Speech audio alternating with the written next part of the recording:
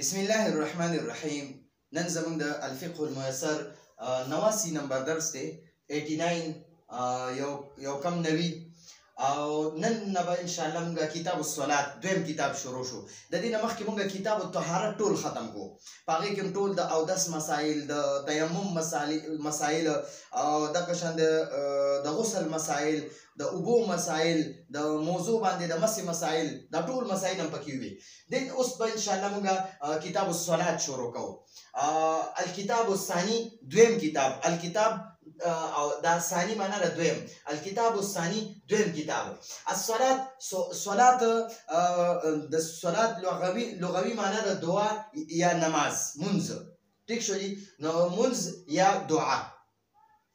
نو معنی الصلات معنی ته وایي الصلات د صلات معنا تطلق معنا را ویل کېږي کلمة الصلات، د صلات لفظ، د صلات کلمې ته ویل کېږي فی اللغة العربیة، په عربی ژبه کې د صلات کلمې ته ویل کېږي. تطلق معنا را ویل کېږي کلمة الصلات، د صلات لفظ ته، لفظ صلات ته په عربی کې ویل کېږي. څه ورته ویل کېږي؟ علی الدعاء بخیر، د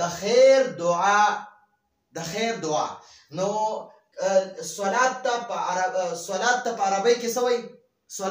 صلات په عربی کې څه ته وایي؟ د خیر دعا ته وایي. صلات په عربی کې څه ته وایي؟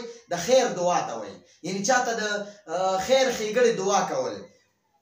ٹھیک شو جی؟ نو د خیر ښېګړې دعا ته په عربی کې صلات وایي. خجی قال الله تعالی، الله تعالی جل جلاله فرمایي وصلی، ته دعا وکړه. وصلی دا د امر صيغه ده، په دې کې انت ضمیر فاعل دی. نبی علیہ السلام ته الله پاک فرمایي وصلی، او ته دعا وکړه علیهم، هغوی ته دعا وکړه. ان بشکه صلاتک، ستا دعا. صلات لفظ د دعا لپاره استعمالیږي. نو صلاتک، ستا دعا، سکنون، رحمت دی، برکت دی، د زړه تسکین دی، د زړه اطمینان دی، لهم هغوی له. یعنی دا سوره توبه آیات دی. وصلی علیهم، ته هغوی ته دعا وکړه. ان صلاتک، بشکه ستا دعا، سکنون لهم، د هغوی دپاره رحمت دی، برکت دی. دا د سوره توبه 103 نمبر آیات دی. دی د دې تفسیر کړی دی. حرف تفسیر دی.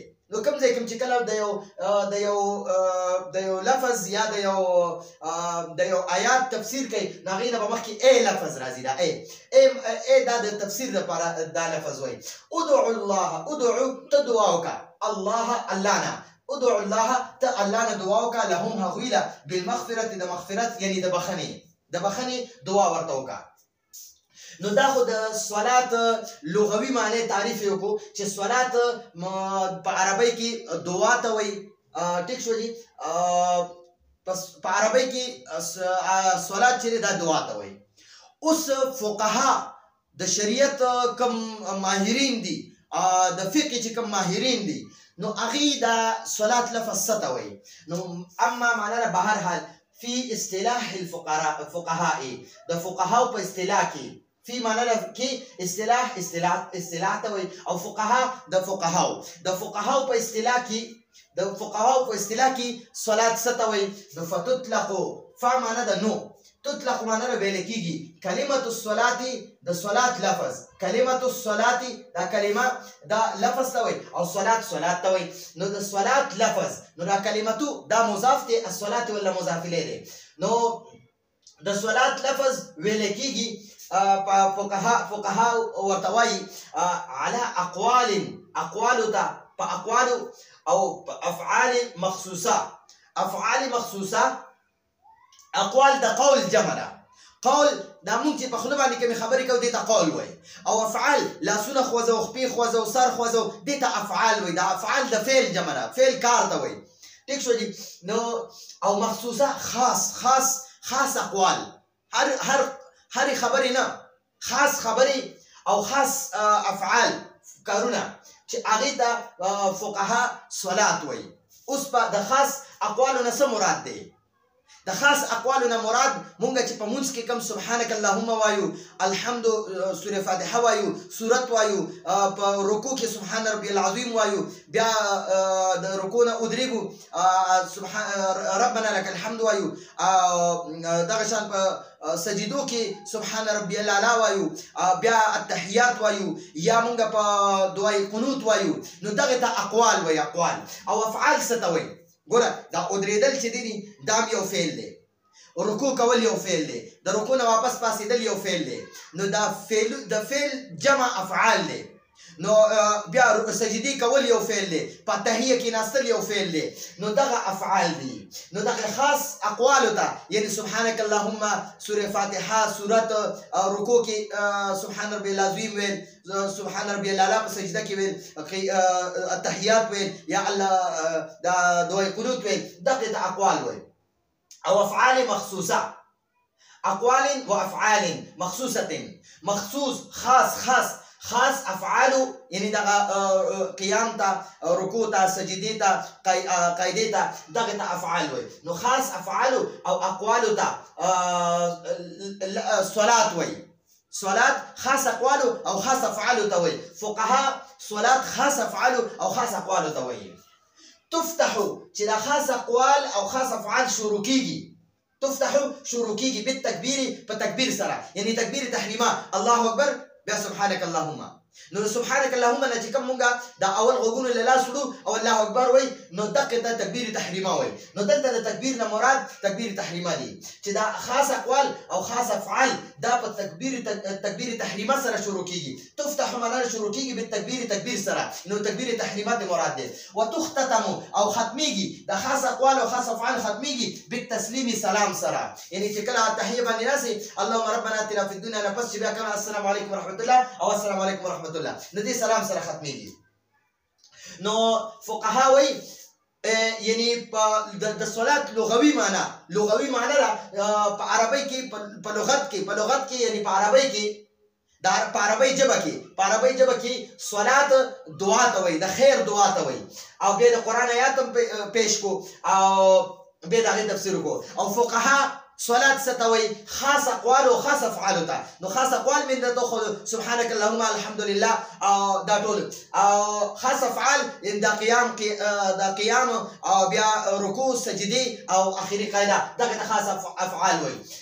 چې دا شروع کیږي په تکبیر سره او په تسلیم سره، یعنی سلام سره ختميږي، نو دې ته فقها صلات وي. لفظ صلات فقها د خاص اقوال او خاص افعال لپاره استعمالوي. او په عربی ژبه کې صلات دعا ته وایي.